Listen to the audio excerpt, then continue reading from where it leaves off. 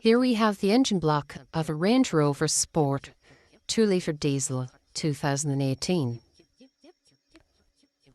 One cylinder has been badly damaged, so we fit a new liner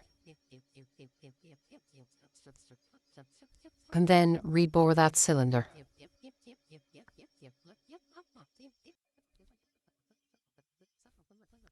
Then we're ready to rebore the rest of the block. So the block is now ready to take new oversized pistons.